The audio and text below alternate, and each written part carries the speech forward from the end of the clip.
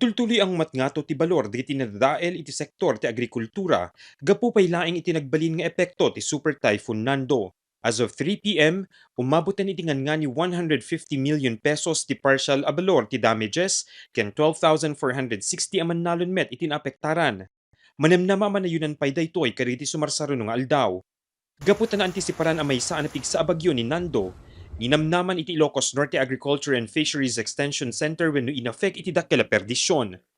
Gaputa deti forecast di kwa circuit super typhoon. So talaga nga inexpect ni nga dakkel iti damages itatta kumpara kadigi di talo nga bagyo nga naglabas. So mostly digiti nga naapektaran circuit digiti kung kunata yung adadan iti reproductive stage. So ada iti bunganan, ada ti digiti nagdepes, hambag kidi nga totally nga na-damage sir nga partially.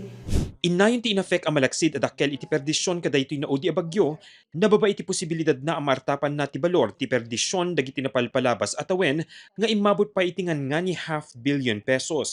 Alalukuyan ti inafek di iti manalon iti inda pa nang insure kaday iti mulada, tapnon iti kastaket protektado dagitoy no adda diti sumangbay aditigra kas ti bagyo. Manarimaan metten iti panakaisagsagan ti maipaya tulong kaday iti naapektaran na manalon. Actually, circuit agpapaidaras ni Governor kini Vice Governor tayo iti agbalin nga immediate assistance tayo kaditi affected farmers tayo. So, ada madigiti insagana mi nga maitulong digiti kuma fertilizer, digiti corn seeds, digiti aglalo tatag pinagmumula. Yun encourage tayo pa isuda sir nga dapat agpa-insure dalata iti digiti mulmula da kasi talaga nga it happen anytime nga digiti mulmula daket madangran so nga nagsaya at nga DJ ma-insure lat ti crops da kin may sapay sir no ada digiti kakasti nga digiti didigra ket talaga nga dapat ag-report da iti munisipyo da tano ada digiti interventions iti gobyerno ket ma-priority digiti nag-report mula nga isuda ket nadangran da sir. Kabayatan na may sa iti ili ti Vintar kadagiti nakay-record iti dakkel a balor ti perdisyon nga umabot iti nasurok 25 million pesos. Iti panangbisita mi iti ili, nadanunan mi pay laeng digiti naruway a nakadaplag a pagay. Iti biyang ti agrikultura ti kaadwan nga naperdi aglalo agit dagiti pagay tayo ti Vintar data nasa flowering stage da timet da tumaget mabalin ko mga apitenin em gapo ti pigsa ti angin tatayat ni idaplag amin dagitoyen so nagdepes ti pagpagay tayon. Kuna ti mayor sakbay pa iti sasangbay ti Super Typhoon Nando, insigidan ana iwayat ti pre-disaster meeting.